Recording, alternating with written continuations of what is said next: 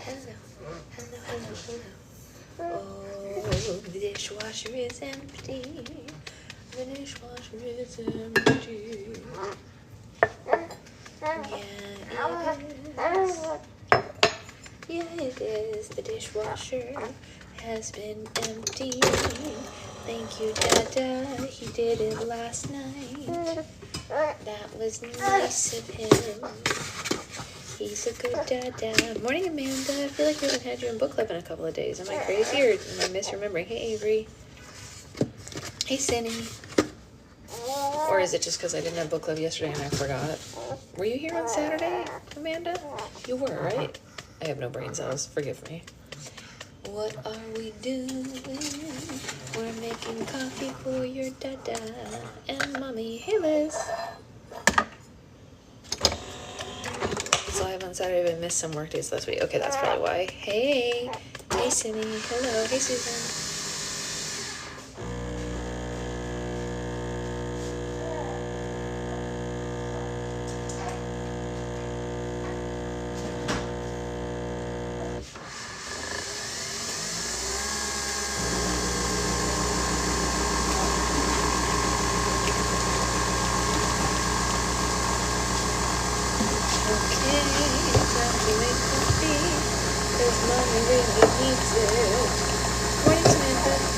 I thought it was hilarious. Liz, I commented back. I thought it was hysterical. Hilarious. Simply hilarious. Has everyone recovered from crying their eyes out on Saturday? How was family day on Sunday for you all? It was lovely. Secret husband made waffles for us. How nice was that? I got to eat waffles. He got monk fruit. The baby is 10 months old. But he got monk fruit sweetener so that we could have waffles. Yeah. I watched the replay of that. It's not a whoa. That was quite a burp. Did you guys hear that? That was a big burp, baby girl. That was a big burp. Yeah. Yeah. Big burp. That was a big one. Big burp. Who wants to place bets on if my mom's going to come in and ask if she has a second leg? Where's her other leg? It's right here. Yeah, I'm sorry you had to do it alone, too. Okay. Hey, Ray. Let's make coffee. Please, I need coffee. Yes, I do. Oh, it's heart-wrenching, right? Hey, Christina, it's just, I'm, if your husband didn't cry, do we question his soul, right? My husband's never read Hunger Games, but, my husband and I have decided that when this little lady is old enough, together as a family, we're going to read Hunger Games and Land of Stories and all of those things, chapter by chapter as a family. So that's when he's going to read them. Yeah, when he's old enough. Because he wants to read them with her. Which I think is fun. Hey, Julian. You want to be straight up at night, or do you want to be squishy sideways like you are right now? Why do you want to be squishy sideways? Why do you want to be squishy sideways?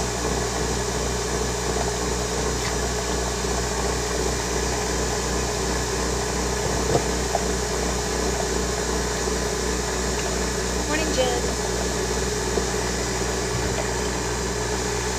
Little family book club. That's right, our own little family book club. Most of the things in the family book club will be rereads for Mommy, but they will be new for Daddy and Baby, so Mommy will do it anyway. And it will be exciting for me to do all the voices for her,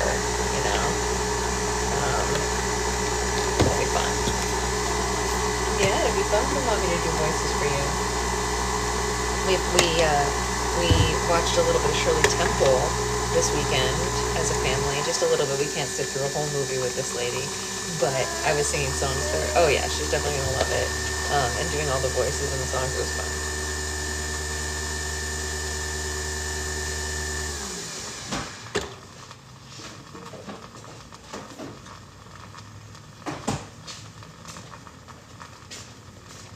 Do you guys know the song, the Spinach song, the Shirley Temple song, Post-Concert Depression? Oh no. We watched Poor Little Rich Girl, Jen. Yeah. You gotta eat your spinach, baby. That's the proper thing to do. It'll make you strong and healthy too. And what it did for Papa, it will do for you. You gotta eat your spinach, baby. If you do, you can't go wrong. 'Cause it's gonna make you nice and strong. And the stronger you are, the longer you'll live. And the longer I'll have to love you. And then Shirley comes in and she says, "Pardon me, did I hear you say spinach?" And the adults say, "Spinach." And she said, "I represent all the kids of the nation who sent me to tell you about it. I represent all the kids of the nation to tell you we can do without it. Kindly listen to me. I'm not alone in my plea. There are dozens and dozens and dozens of us, nephews and nieces and cousins of us. They told me to say, hallelujah, hallelujah, no spinach. Take away that awful greenery, no spinach." She's definitely asleep. "Give us lots of jelly beanery. We positively refuse to budge. We like lollipops, we like fudge, but no spinach." It's a great song, you guys. I know it sounds insane when I sing it by myself, but one day she and I are going to do it as a duet, and it's going to be great.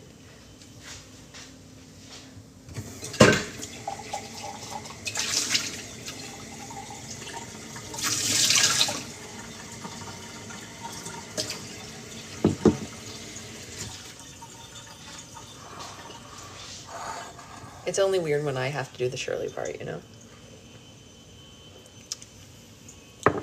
Thank you. I appreciate it. I think she has been asleep for only like 2 minutes, Liz, so it doesn't really matter. And the mom and dad come in and they go, "We'll tell the boogeyman, the big, big, bad, bad boogie man." And Shirley says, "Oh, that's just a bluff. You know, we don't believe that stuff."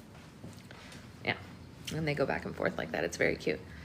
It's an extremely cute movie, and it's a very cute song.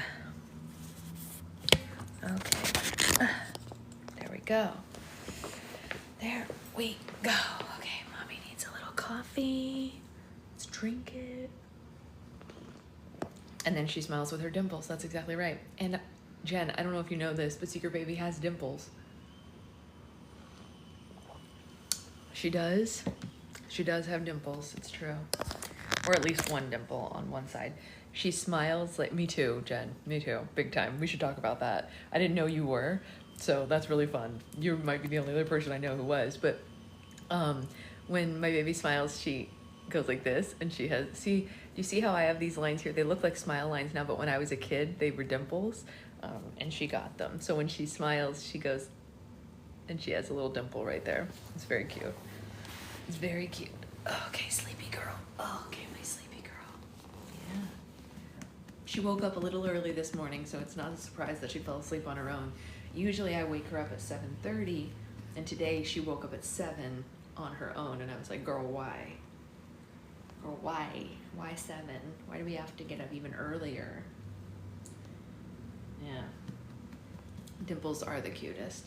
Shirley Temple actually had a movie called Dimples. That's true. My grandma got me a, oh my gosh, that's amazing, Jen. Jen, what's your favorite movie? Of hers. I will tell you, I have a variance of favorites. She's so adorable. Oh, thank you. Oh, I love talking to her. I just went back and looked to see her little dimples. I know, her dimples are amazing, right? She's got the best dimples. This kid, when this baby smiles, she lights up an entire room because she smiles with her whole face. She's not like it's, oh, My Little Princess, that's a good one.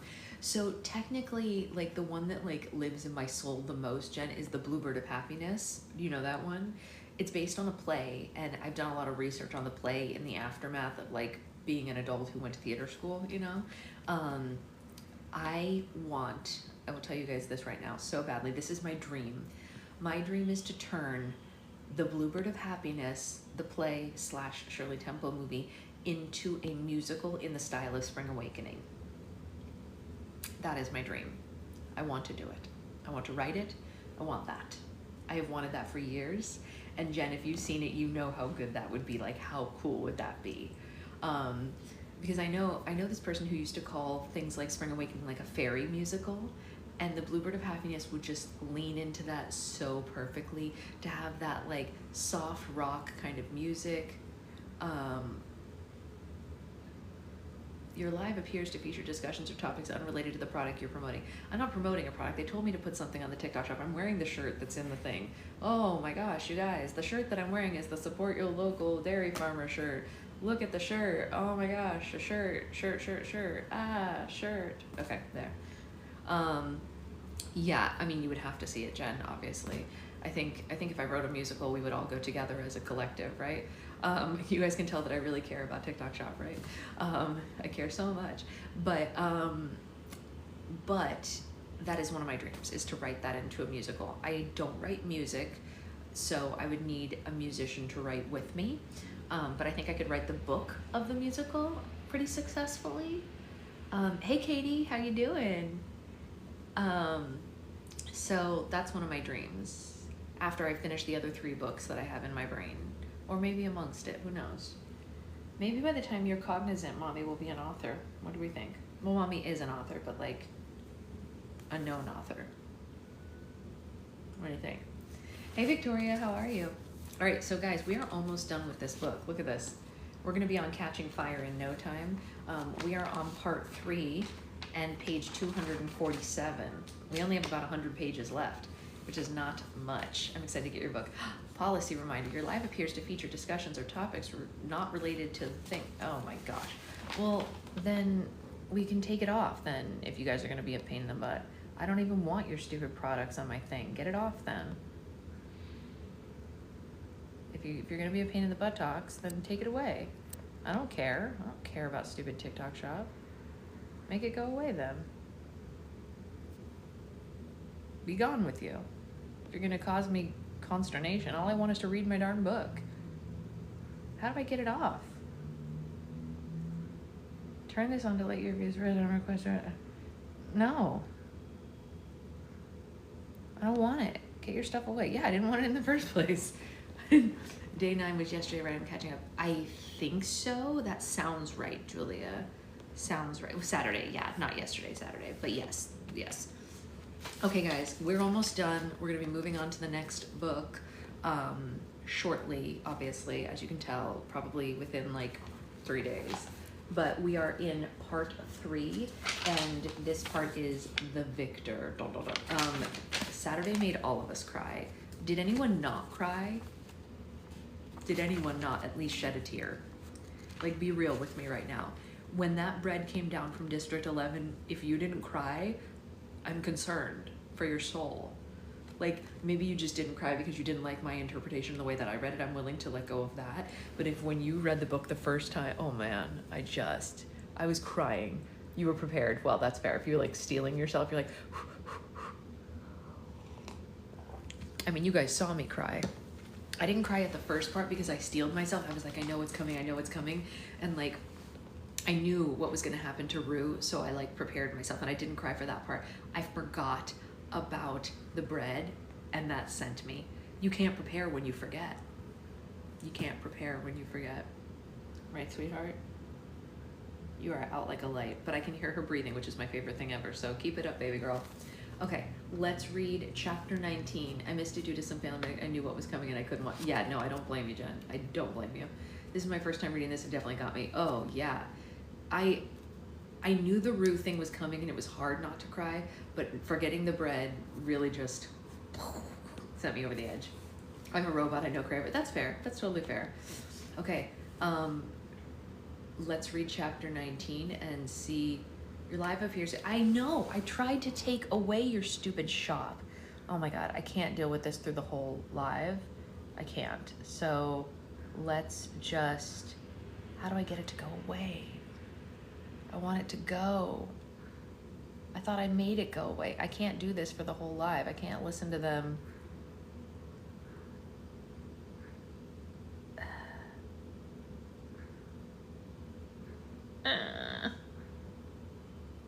I don't want it. don't want it. How do I make it go away? Ugh. You might have to end the live and restart. No. Ugh. Okay. Well, if it does it again, I'll do it. But let's just read and see where we're at. Okay. I clap my hands over my mouth, but the sound has already escaped. The sky goes black, and I hear a chorus of frogs begin to sing. Stupid, I tell myself. What a stupid thing to do. I wait, frozen for the woods to come alive with the assailants, and then I remember that there's almost no one left. Peeta, who's been wounded, is now my ally. Whatever doubts I had about him dissipate, because if either of us took the life of the other now, we'd be pariahs when we returned to District 12. In fact, I know if I was watching, I'd loathe any tribute who didn't immediately ally with their district partner. Besides, it just makes sense to protect one another. And in my case, being one of the star-crossed lovers from District 12, it's an absolute requirement if I want help from any more sympathetic sponsors. The star-crossed lovers. Peeta must have been playing that angle all along. Why else would the game makers have made this unprecedented change to the rules? For two tributes to have a shot to winning our romance must be so popular with the audience that condemning it would jeopardize the sense of the games. No thanks to me. All I've done is manage not to kill Peeta, but whatever he's done in the arena, he must have the audience convinced that it was all to keep me alive.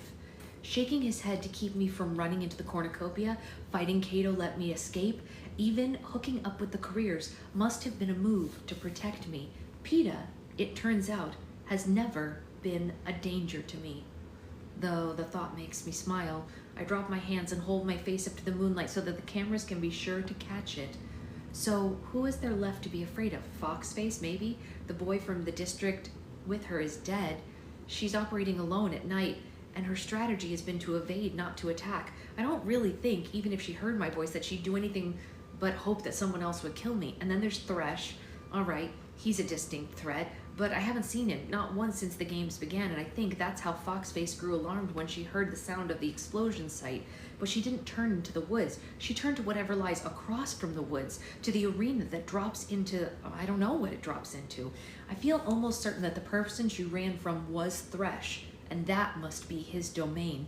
He'd never have heard from me, and even if he did, I'm way too high up right now for someone his size to reach. So that leaves Cato and the girl from District 2, who are now surely celebrating the new rule. They're the ones left who benefit from it besides Peeta and myself. So if I do run into them now, on the chance that they heard me call Peeta's name, no, I think, let them come. Let them come with their night vision goggles and their heavy branch-breaking bodies. Right into the angle of my arrow, but I know they won't come. If they did come into the daylight of my fire, if they didn't come in daylight to my fire, they won't risk what could be another trap at night. When they do come, it will be on their own terms and not because I've let them know about my whereabouts. Stay put and get some sleep, Katniss, I instruct myself, although I wish I could start tracking Peeta now. No, tomorrow you'll find him. I do sleep, and in the morning I'm extra cautious, thinking that while the careers might hesitate to attack me in the tree, they're completely capable of setting an ambush for me. I make sure to fully prepare myself for the day, eating a big breakfast, securing my pack, and readying my weapons before I descend from the tree. But all seems peaceful and undisturbed on the ground. Today I'll have to be scrupulously careful. The careers will know that I'm trying to locate Peeta, and they might as well wait until I do before they move in. If he's badly wounded, as Cato thinks he is, I'd be in the position of having to defend both of us without any assistance. But if he's that incapacitated, how has he even managed to stay alive? And how on earth am I going to find him? I try to think of anything that Peeta ever said that might give me an indication of where he's hiding out, but nothing really rings a bell. So I go back to the last moment I saw him sparkling in the sunlight and yelling at me to run. And then Cato appeared, his sword was drawn, and after he was gone, he wounded Peeta. But how did Peeta get away? Maybe he held out better against the Tracker Jacker poison than Cato did? Maybe that was the variable that allowed him to escape. But he'd been stung too, so how far could he really have gotten, stabbed and filled with venom? And how has he stayed alive all these days since? If the wounds and the stingers haven't killed him, surely the thirst would have taken him by now. And that's when I get my first clue as to his whereabouts. He couldn't have survived without water. I know that from my first days here, so he must be hidden somewhere near a source. There's the lake, but I find that unlikely as an option since it's so close to the career's base camp. There's a few spring-fed pools, but you'd be a real sitting duck at one of those. And the stream, the one that leads from the camp that Rue and I made all the way down to the lake and beyond. If he stuck to the stream, he could change his location but always be near water. He could walk the current and erase any tracks. He might even be able to get a fish or two. Well, that's a place to start anyway. To confuse my enemies' minds, I start with the fire, plenty of green wood. Even if they think it's a ruse, hopefully they'll decide that I'm hidden somewhere near it, when in reality, I'll be tracking PETA. The sun burns off the morning haze almost immediately, and I can tell that the day will be hotter than usual. The water's cool and pleasant on my bare feet as I head downstream. I'm tempted to call out PETA's name as I go, but I decide against it. I'll have to find him with my eyes and my one good ear. Either that or he'll have to find me. But he'll know that I'll be looking, right? He won't have so low of an opinion of me to think that I'll ignore the rule and keep to myself. Would he? He's very hard to predict, which might be interesting under different circumstances, but at the moment, it only provides an extra obstacle. It doesn't take long to reach the spot where I peel off and go to the careers camp. There's been no sign of PETA, but this doesn't surprise me. I've been up and down this stretch 3 times since the Tracker Jacker incident. If he were nearby, surely I'd have some suspicion of it. The stream begins to curve left into a part of the woods that's new to me. Muddy banks covered in tangled water plants that lead to large rocks that increase in size, until I begin to feel somewhat trapped. It would be no small matter to escape from the stream now. Fighting off Cato or Thresh as I climbed over this rocky terrain, well, in fact, I've just about decided I'm on the wrong track entirely, that a wounded boy would be unable to navigate getting to and from this water source. And then I see the bloody streak going down the curve of boulders. It's long and dried now, but the smeared lines are running side to side, suggesting someone who, perhaps, was not fully in control of his faculties. Someone tried to wipe it away. Hugging the rocks, I move slowly in the direction of the blood, searching for him. I find a few more bloodstains, one with a few threads of fabric glued to it, but there's no sign of life. I break down and I say his name in a hushed voice. PETA! PETA! And then a mockingjay lands on a scruffy tree and begins to mimic my tones, so I stop. I give up and I move back downstream, thinking, he must have moved on, somewhere much farther downstream. My foot has just broken the surface of the water when I hear a voice. You here to finish me off, sweetheart? I whip around. It comes from the left, so I can't pick it up very well, and the voice is hoarse and weak, and still it must have been PETA. Who else in the arena would call me sweetheart? My eyes peruse the bank, but there's nothing, just mud, just plants in the base of the rocks. PETA? I whisper. Where are you? But there's no answer. Did I imagine it? No, I'm certain it was real, and very close at hand, too. PETA! I creep along the bank. Well, don't step on me. I jump back. His voice was right under my feet. Still, there's nothing. And then his eyes open, unmistakably blue in the brown mud and green leaves. I gasp, and I'm rewarded with a hint of the white teeth he has as he laughs. It's the final word in camouflage. Forget chucking weights around. PETA should have gone into his private session with the game makers and painted himself into a tree, or a boulder, or a muddy bank full of weeds. Close your eyes again, I order, and he does, and his mouth too, and he completely disappears. Most of what I judge to be his body is actually under a layer of mud and plants. His face and his arms are so artfully disguised as to be invisible. I kneel beside him. I guess all those hours decorating cakes really did pay off. PETA smiles. Yeah, frosting. The final defense of dying. You're not going to die, I tell him firmly. Says who? His voice is so ragged. Says me. We're on the same team now, you know, I tell him, and he opens his eyes. Yeah, so I heard. Nice of you to find, well, what's left of me. I pull out my water bottle and I give him a drink. Did Cato cut you? I ask. Left leg, up high, he answers. All right, let's get you in the stream and wash you off so I can see what kind of wounds you've got, I say. Lean down a minute first, he says. I need to tell you something. I lean over and I put my good ear to his lips, which tickle as he whispers, remember that we're madly in love, so it's all right for me to kiss you, for you to kiss me anytime you feel like it. I jerk my head back and I end up laughing. Okay, thanks. I'll keep that in mind. At least he's still able to joke around, but when I start to help him up to the stream, there's a levity that disappears. It's only 2 feet away, but how hard can this be? Well, very hard when I realize he's unable to move even an inch on his own. He's so weak that the best he can do is try not to resist me. I try to drag him, but despite the fact that I know he's doing all he can to keep quiet, sharp cries of pain escape him. The mud and the plants seem to have imprisoned him, and I finally have to give a gigantic tug to break from their clutches. He's still 2 feet from the water, lying there, teeth gritted, tears cutting trails in the dirt on his face. Hey, Isabella, happy to see you. Look, Peeta, I'm going to roll you down to the stream. It's very shallow here, okay? I say. Excellent, he says, and I crouch down beside him. No matter what happens, I tell myself, don't stop until he's in the water. Okay, on 3, I say. 1, 2, 3, and I can only manage one full roll before I have to stop at the horrible sound that he's making. Now he's on the edge of the stream. Maybe this is better anyway. Okay. Change of plans. I'm not going to put you all the way in, I tell him. Besides, if I get him in, who knows if I'll ever be able to get him out. No more rolling? He asks. No, that's all done. Let's get you cleaned up. Keep an eye on the woods for me, okay? I say, and it's hard to know where to start. He's so caked with mud and matted leaves that I can't even see his clothes, if he's even wearing clothes. The thought makes me a bit hesitate for a moment, and then I plunge in. Naked bodies are no big deal in the arena, right? I've got 2 water bottles and Rue's water skin, so I prop them up against the rocks in the stream that are 2 ways so that they're filling while I pour a third over Peeta's body. It takes a while, but I finally get rid of enough of the mud to find his clothes. I gently unzip his back jacket and unbutton his shirt and ease them off him. His shirt is so plastered to his wounds that I have to cut it away with my knife and drench him again to work it loose.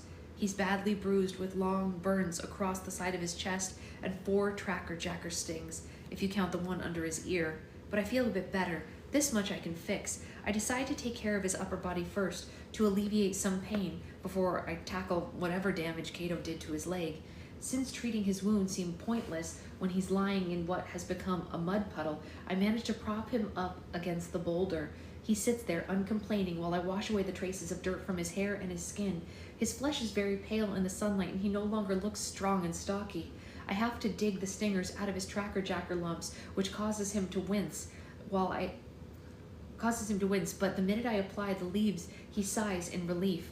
While in the sun, he dries, and I wash his filthy shirt and jacket and spread them over the boulders, and then I apply the burn cream to his chest, and this is when I notice how hot his skin is becoming.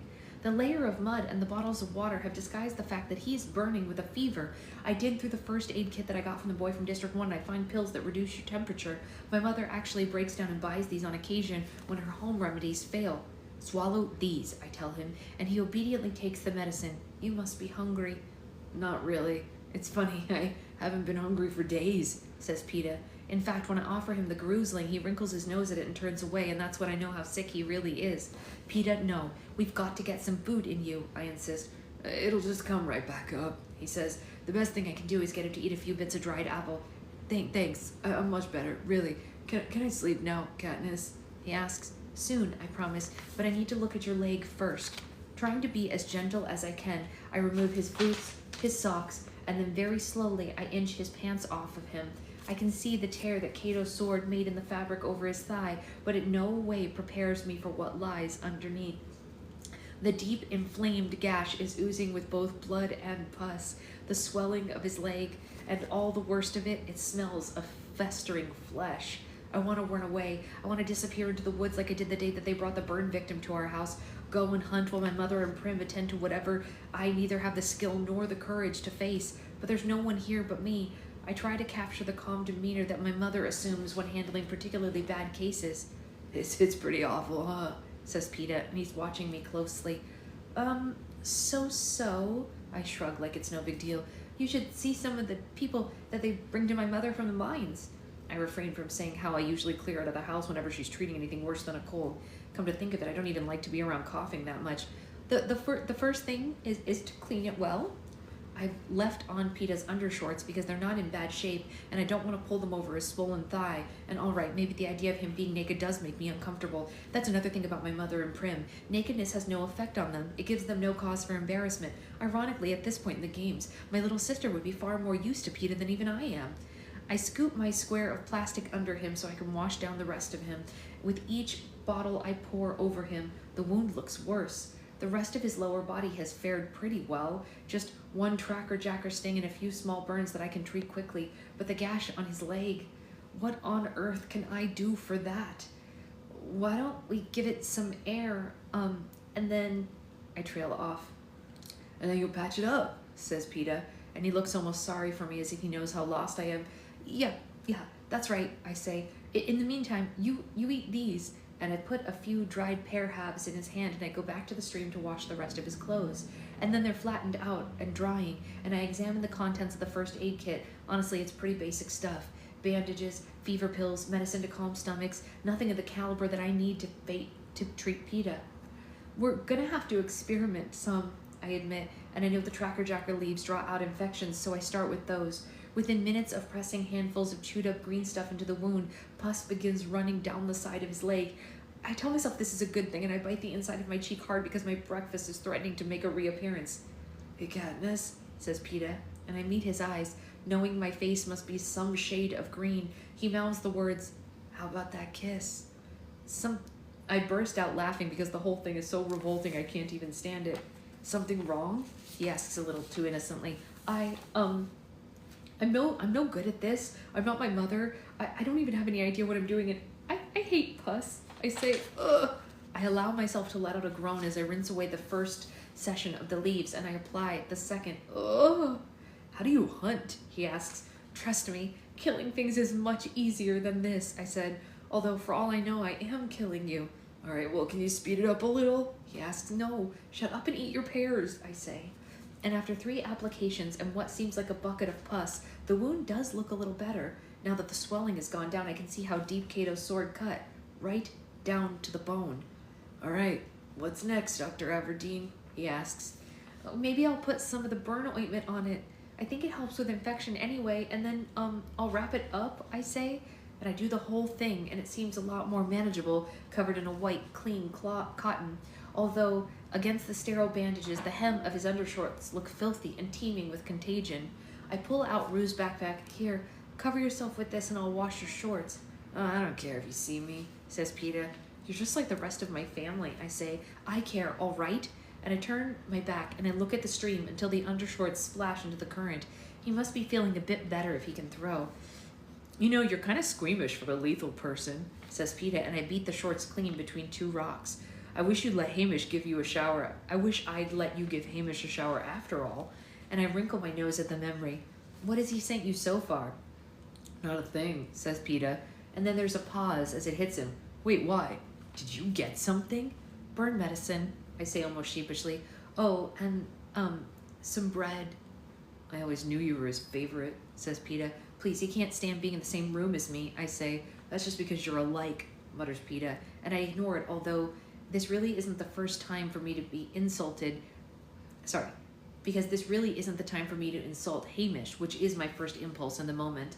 I let PETA doze off while his clothes dry out, but by late afternoon I don't dare wait any longer. I gently shake his shoulder. PETA, we've got to go now. Go? He seems confused. Go where? Away from here, downstream maybe, somewhere that we can hide until you're stronger. I say that and then I help him dress, leaving his feet bare so that we can walk in the water. I pull him upright and his face drains of color the moment that he puts weight on his legs. Come on, you can do this, I say. But he can't, not for long anyway. We make it about 50 yards downstream with him propped up by my shoulder, and I can tell that's not going to happen. It could be worse though. Some of the rocks form small cave-like up to the cave. Really, I would like to look around for a better place, but this one will have to do because my ally is shot. Paper white, panting, and even though it's just cooling off, he's shivering. I cover the floor of the cave with a layer of pine needles and unroll my sleeping bag and tuck him into it. I get a couple of pills and some water into him when he's not noticing, but he refuses to even eat the fruit, and then he just lies there, his eyes trained on my face, and I build a sort of blind out of vines to conceal the mouth of the cave. The result is unsatisfactory. An animal might not question it, but a human would surely see that the hands have been manufacturing this quickly enough, and I tear it down in frustration. Hey, Katniss, he says, and I go over to him and brush the hair back out of his eyes. Thanks for finding me. You would have found me if you could, I say, his forehead's burning up, like the medicine having no effect at all, and suddenly out of nowhere I'm scared that he's going to die. Yeah, look, hey, if I don't make it back, he begins. No, don't talk like that. I didn't drain all that pus out of you for nothing, I say. I know, but look, just in case I don't, he tries to continue. No, PETA, I don't even want to discuss this, I say, placing my fingers on his lips to quiet him. But he insists. and impulsively I lean forward and I kiss him, stopping his words. This is probably overdue anyway, since he's right. We're supposed to be madly in love. It's the first time I've ever kissed a boy, which I guess should make some sort of impression on me, but all I can register is how unnaturally hot his lips are from the fever. I break away and I pull the edge of the sleeping bag up around him. You are not going to die. I forbid it. All right? All right, he whispers, and I step out into the cool evening air just as a parachute floats down from the sky. My fingers quickly undo the tying, hoping for some real medicine to treat Peta's leg, but instead I find a pot of hot broth. Haymitch couldn't be sending me a clearer message. 1 kiss equals 1 pot of broth. I can almost hear his snarl. You're supposed to be in love, sweetheart. The boy's dying. Give me something I can work with. And right, he's right. If I want to keep Peta alive, I've got to give the audience something more to care about. Star-crossed lovers desperate to get home together. 2 hearts beating as one. Romance. I've never been in love, so this is going to be a real trick. I think of my parents, of the way that my father never failed to bring gifts from the woods, the way that my mother's face would light up at the sound of his boots at the door, the way that she almost stopped living when he died. Peta, I say, trying to use the special tone that my mother used only with my father. He's dozing off again, but I kiss him awake, which seems to startle him. He smiles as if he'd be happy to lie there gazing at me forever. He's way better at this stuff. I hold up the pot. Peta, look what Hamish sent you. All right. That's chapter 19. We'll do chapter 20 in just a second, but I need a sip of coffee because I'm a tired mama. While we're on pause, just so that they don't kick me off of TikTok, I'm wearing a shirt that says support your local dairy farmer. It's a joke about moms who breastfeed and the babies who drink it.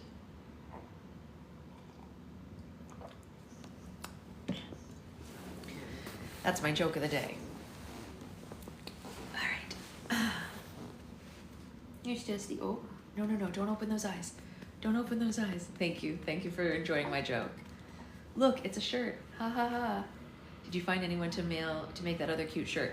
Not yet, but I asked my friend who has a Cricut to see if she would make me one. And Stephanie, I can have her make one for you if you want to, because I know that you said that's about to be you in 31 weeks or less. It was less for me. I'm definitely gonna make stickers out of that, but like there are other moms who I think would like it. Like Elizabeth just had a baby. I don't know if you guys know Elizabeth Gear. She's another Slimer, and she has a 2-week-old right now. So it's her also. So there's a number of us who are, yeah, Stephanie, I mean, you just really never know, right? You really never know. Okay, let's read chapter 20 while we're here. I gotta tell you guys before we start, today is going to be a journey for me. I need you to wish me luck. So today our building is doing fire alarm testing, and I have a 10-week-old baby. So we bought her those like giant earmuffs that you take, like if you're taking a baby on a plane or to a concert or whatever. So I'm gonna put those on her, and I'm gonna try to take her out for walks as much as I can, but I can't take her outside all day, you know what I mean? So we bought I know, right, Naisa? It seems absolutely insane. Absolutely insane. Yeah, exactly what Sloth said. So hopefully the earmuffs will be good for her. I hope that they work. I picked ones that are like really highly rated. I know, Julia, I feel like they just did this. I feel like they do it all the time. It makes no sense to me. Like, how often do we need to test the fire alarms? Like, are they that poorly made that you have to test them every 3 or 4 months? Like, why is it not once a year? Like, why are, like, they haven't been used, literally, Christina. So I'm gonna take her for walks as much as I can, which means if she'll tolerate them. That's exactly right, yeah. I tested putting them on her yesterday and she kind of grumbled a little, but I don't know. Maybe if she sees that it makes her ears feel better. Yeah, it might be insurance reasons. Yeah, you could be right. You could be right. But it's still, I mean, like, I can't be the only person. Actually, I know I'm not the only person with a baby. There's a woman down the hall from me who has a baby who's just a couple months older than her. And then some other people who have like toddlers and stuff. I don't know what you do except get the earmuffs, right? That's all I can think to do. Take her out for as many walks as possible and use the earmuffs. I don't know what else to do. Yeah, it doesn't start for another hour, luckily, so I'm trying to let her have as much time without the earmuffs as possible. I also think she might tolerate better once the noise starts because the alarms are horrible. Exactly. She'll be like, leave them on. Yeah, exactly. All right, let's read chapter 20. This is page 262 for those keeping track on their Goodreads. Getting the broth into Peta takes an hour of coaxing, begging, threatening, and yeah, kissing.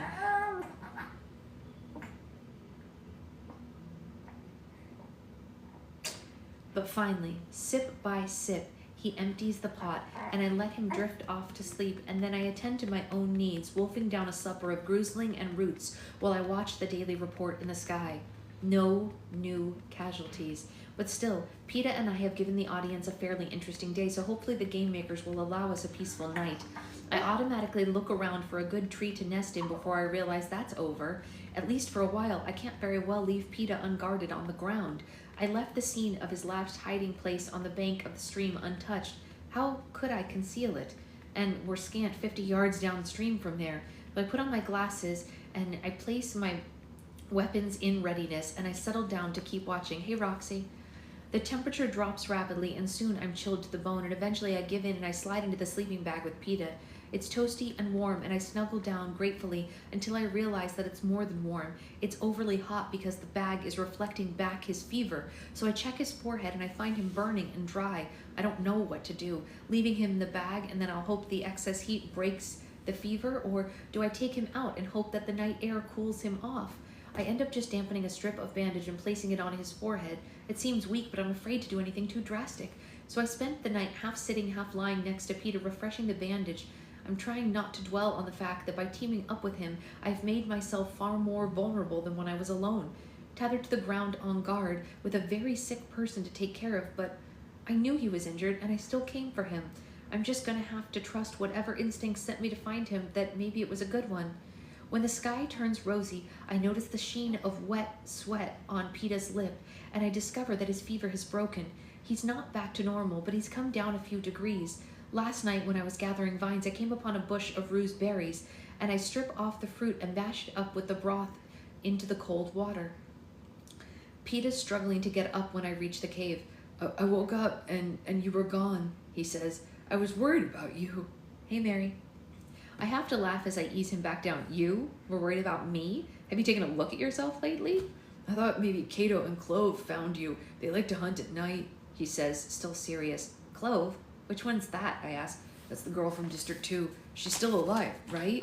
He says. Yeah, there's just them and us and Thresh and Foxface, I say. That's the nickname that I gave the girl from District 5. How do you feel, anyway? Well, better than yesterday. This is an enormous improvement over the mud, he says. Clean clothes and medicine and a sleeping bag and you? Oh, right, the whole romance angle, I think, and then I reach out to touch his cheek, and he catches my hand and he presses it against his lips. I remember my father doing that very same thing to my mother, and I wonder where Peta picked it up. Surely not from his father and that witch of a mother. No more kisses for you until you've eaten, I say. We get him propped up against the wall, and he obediently swallows a spoonful of the berry mush that I feed him. He refuses the gruesling again, though. You didn't sleep, Peta says. I'm all right, I say, but the truth is I'm exhausted. All right, sleep now, and I'll keep watch. I'll wake you if anything happens. He says it, but I hesitate. Katniss, you can't stay up forever. He's got a point there. I'll eventually have to sleep, and probably better to do it now when he seems relatively alert and we have daylight on our side. All right, I say, but just for a few hours, and then you have to wake me. It's too warm for the sleeping bag now, so I smooth it out on the cave floor and I lie down, one hand on my loaded bow in case I have to shoot at a moment's notice. Peta sits beside me, leaning against the wall, his bad legs stretched out before him. His eyes are trained on the world outside.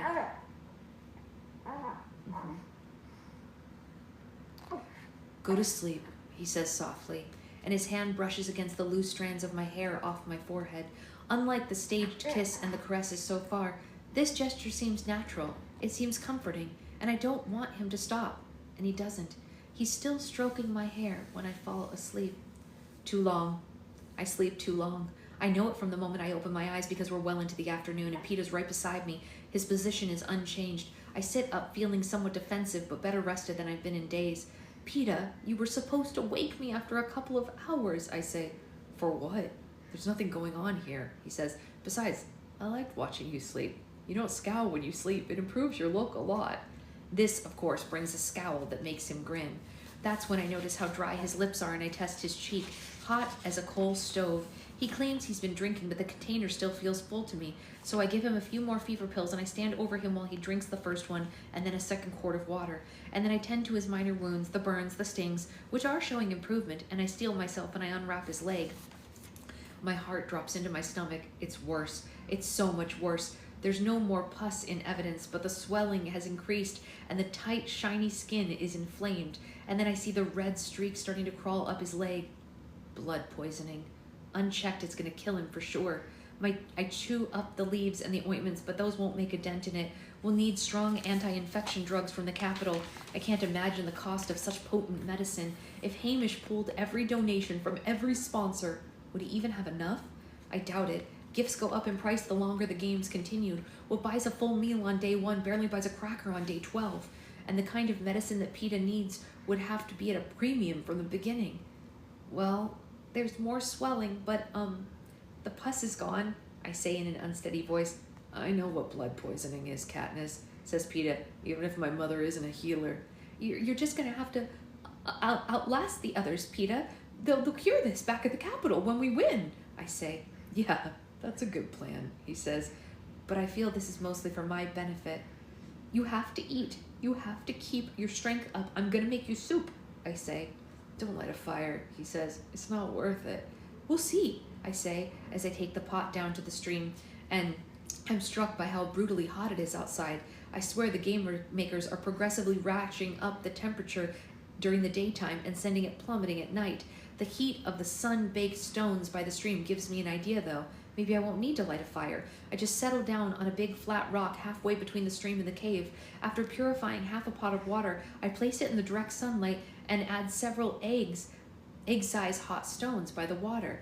And I'm first to admit that I'm not much of a cook, but since soup mainly involves just tossing everything into a pot and waiting, it's honestly one of my better dishes. I mince the grusling until it's practically mush, and I mash some of Rue's roots. Fortunately, they've both been roasted already, so they mostly just need to be heated up. Already between the sunlight and the rocks, the water's warm. I put the meat and the roots and swap in fresh rocks, and I go to find something green to spice it up a little, and before long I find a tuft of chives growing at the base of some rocks. Perfect. I chop them up very fine and I add them to the pot, switching out the rocks again, and I put the lid on and let the whole thing stew. I've seen very few signs of game around, but I don't feel comfortable leaving PETA alone while I hunt, so I rig half a dozen snares and hope I get lucky. I wonder about the other tributes, how they're managing now that the main source of food has been blown up. At least 3 of them, Cato, Clove, and Foxface, have been relying on that source of food. Probably not Thresh, though. I've been feeling that he must share some of Rue's knowledge on how to feed yourself from the earth. Are they fighting each other? Are they looking for us? Maybe one of them has located us and is just waiting for the right moment to attack. The idea sends me back to the cave. PETA's stretched out on the sleeping bag in the shade of the rocks. Although he brightens a little bit when I come in, it's clear that he feels miserable. I put cool cloths on his head, and they warm up almost as soon as they touch his skin. Hey, do you want anything? I ask. No, he says. Thank you. Wait, yeah, I do. Tell me a story. A story? About what? I say. I'm not much of a storyteller. It's kind of like singing, but like once in a while, Prim wheedles one story out of me. Something happy. Tell me about the happiest day you can remember, says PETA.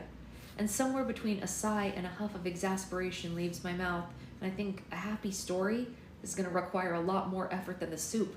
I rack my brain for a good memory. Most of them involve Gale and me out hunting. Somehow I don't think these are going to play well with either PETA or the audience, so that leaves Prim. Did I ever tell you about how I got Prim's goat? I ask. PETA shakes his head and looks at me expectantly, so I begin, but carefully, because my words are going out all over Panem, and while people have no doubt put 2 and 2 together that I hunt illegally, I don't want to hurt Gale or Greasy Say or the butcher, or even the peacekeepers back home who are my customers by publicly announcing that they also break the law. Here's the real story of how I got the money for Prim's goat, lady. From Prim's goat, lady, sorry.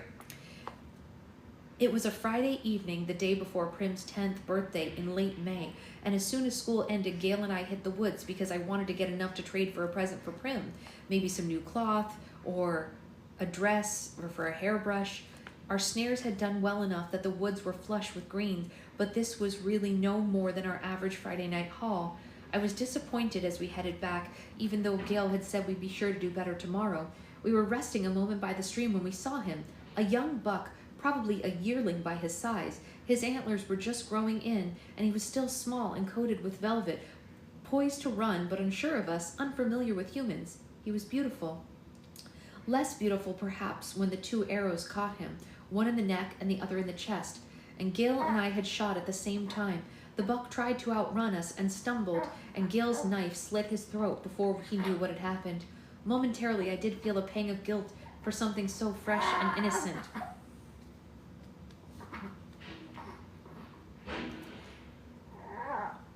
And then my stomach rumbled at the thought of all the fresh and innocent meat. A deer.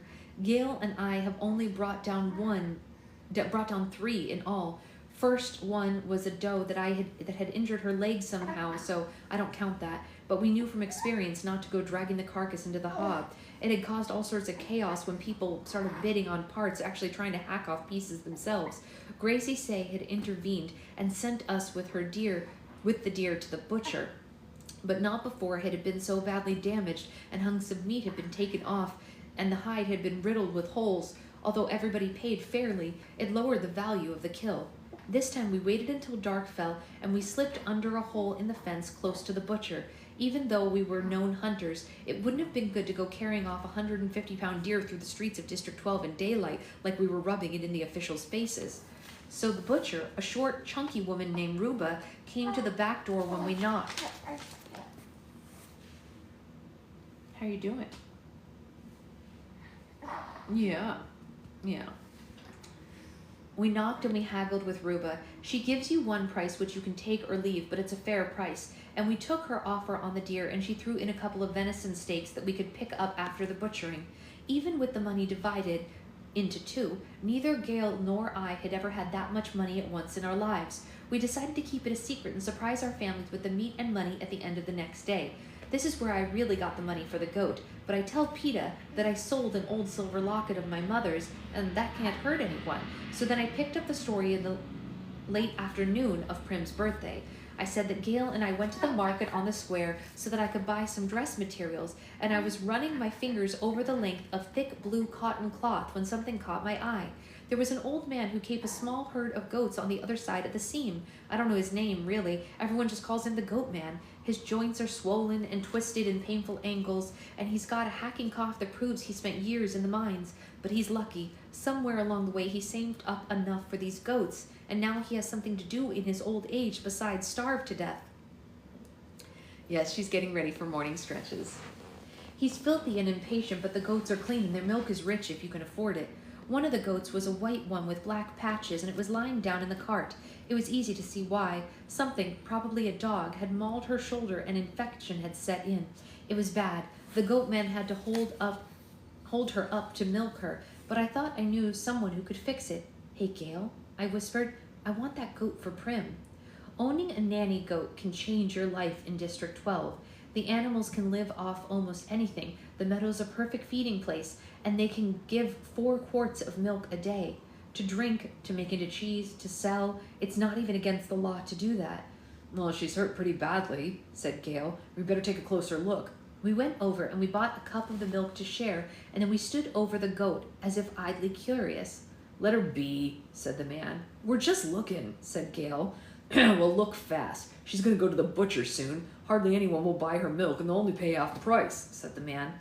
What's the butcher giving for her? I asked, and the man shrugged. I don't know. Hang around and see. I turned, and I saw Ruba coming across the square towards us. Lucky thing you showed up, said the goat man when she arrived. This girl's got an eye on your goat. No, I don't. Not if she's spoken for, I said carelessly, and Ruba looked me up and down and then frowned at the goat. She's not. Look at that shoulder. Bet if you half the carcass, it'll be too rotten to even turn into sausage. What? Said the goat man. We had a deal. We had a deal on an animal with a few teeth marks. Not this thing. Sell her to the girl if she's stupid enough to take her, said Ruba, and she marched off, and I caught her wink.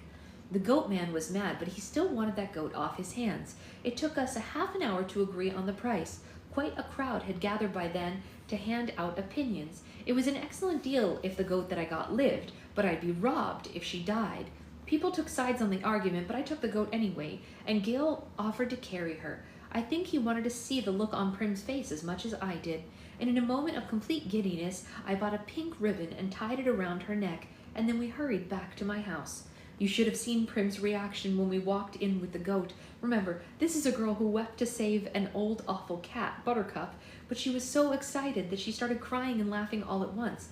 My mother was less sure, seeing the injury, but the pair of them went to work on it, grinding up herbs and coaxing brews down the animal's throat.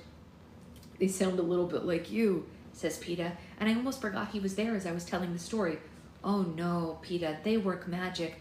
That's a thing that I couldn't have done even if I tried. It would have died if it had been me," I say, and then I bite my tongue, realizing what that might have sounded like to Peeta, who is dying at my incompetent hands. "Don't worry, I'm not trying," he jokes. "Finish the story."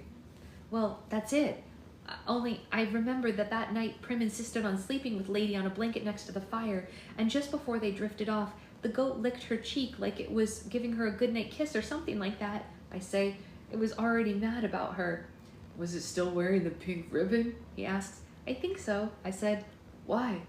"I don't know, I'm just trying to get a picture," he says thoughtfully. "I can see why that day made you happy." "Well, I knew that the goat would be a little gold mine," I say. "Yeah, no, of course, I was referring to the lasting joy that you gave your sister, so much love that you took her place in the reaping," says Peeta dryly. "The goat has paid for itself several times over," I say in a superior tone. "Well, it wouldn't dare do anything else after you saved its life," says Peeta. I intend to do the same thing." "Really? What did you cost me?" I ask. "A lot of trouble. Don't worry, you're gonna get it back," I say. "You're not making any sense," I say, and I test his forehead. The fever's going nowhere but up. "You're a little cooler, though." The sound of the trumpets startled me. I'm on my feet, and I'm at the mouth of the cave in a flash, not wanting to miss a syllable. It's my new best friend, Claudius Templesmith, and as I expected, he's inviting us to a feast. Well, we're not that hungry, and I actually wave off his offer in an indifferent way when he says, "Now hold on. Some of you might already be declining this invitation, but this is no ordinary feast. Each of you needs something desperately." I do need something desperately, something to heal Peeta's leg. "Each of you will find that something in a backpack marked with your district number at the cornucopia at dawn. Think hard about refusing to show up. For some of you, this might be your last chance," says Claudius. There's nothing else, just his words hanging in the air, and I jump as Peeta grips my shoulder from behind. "No," he says, "you're not risking your life for me." "Who says I was?" I say. "So, you're not going?" he asks. "Of course I'm not going. Give me some credit. Do you think I'm running straight into a free-for-all against Cato and Cloven Thresh? Don't be stupid," I say, helping him back to bed. "I'll let them fight it out, and we'll see who's who in the sky tomorrow night, and then we'll work out a plan from there." "You're such a bad liar, Katniss. I don't know how you survived this long." He begins to mimic me. "I knew that goat would be a little gold mine. You're a little colder, of course. I'm not going." He shakes his head. "Never gamble at cards. You're going to lose your last coin," he says. And anger flushes my face. "All right, I am going, and you can't stop me." "I can follow you, at least part way. I may not make it to the cornucopia, but if I'm yelling your name, you bet someone can find me, and then I'll be dead for sure," he says. "You won't get 100 yards on that leg," I say. "All right, then I'll drag myself," says Peeta. "You go, and I'm coming too." Yeah, that's how I feel too.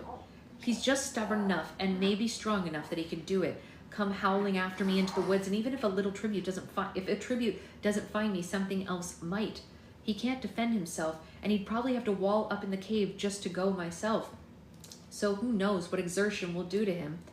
"All right, what am I supposed to do? Just sit here and watch you die?" I say. He must know that's not an option, that the audience would hate me if I did that, and frankly, I'd hate myself too, if I didn't at least try. I know, the humor in the book does help, yes. "I won't die, I promise. I promise I won't die if you promise not to go anyway," he says.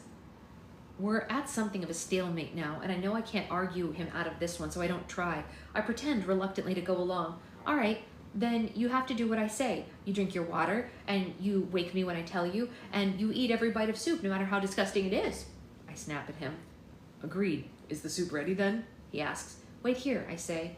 The air's gone cold even though the sun is still up. I'm right about the game makers messing with the temperature, and I wonder if the thing that someone needs desperately is a good blanket. The soup is still nice and warm in the iron pot. It actually doesn't taste too bad though. Peeta eats it without complaint, even scraping the pot out to show his enthusiasm, and he rambles on about how delicious it is, which should be encouraging if you don't know what fever does to people. He's like listening to Hamish before the alcohol has soaked him into incoherence. I give him another dose of the fever medicine before he goes completely off in his head. And as I go down to the stream to wash up, all I can think is that he's going to die if I don't get to that feast.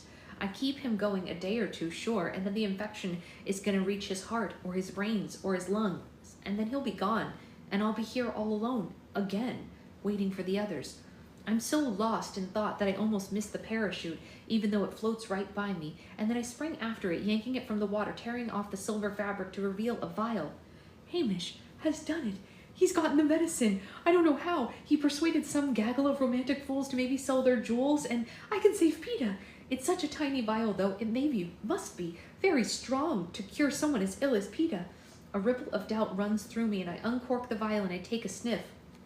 My spirits fall at the sickly sweet scent, and just to be sure, I place a drip on the tip of my tongue. No, there's no question. It's sleep syrup. It's a common medicine in District 12. It's cheap as medicine goes, but very addictive. Almost everyone has had a dose at one time or another. We even have a bottle at home. My mother gives it to hysterical patients to knock them out when she has to stitch up a bad wound, or quiet their mind, or just help someone in pain get through the night. It only takes a little. A vial of this could knock Peeta out for maybe a full day. But what good is that? I'm so furious, I'm about to throw Hamish's last offer into the stream when it hits me. A full day? That's way more than I need. So I mash up a handful of berries so the taste won't be as noticeable, and I add some mint leaves for good measure, and then I head back to the cave. Hey, I brought you a treat. I found a new patch of berries a little further down the stream. Peeta opens his mouth for the first bite without hesitation, and he swallows and then frowns slightly.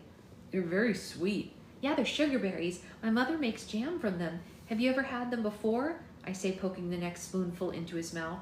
No, he says, almost puzzled. But they taste familiar. Sugar berries?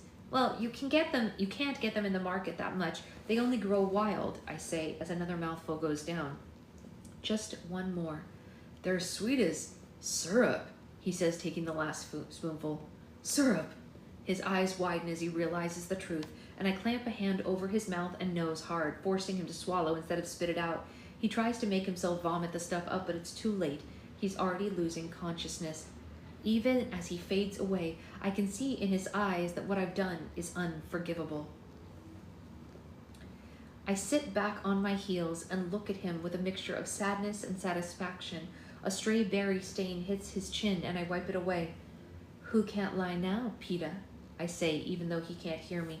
It doesn't matter. The rest of Panem can hear me. Dun dun dun. Oh no, I'm really sorry, Mary.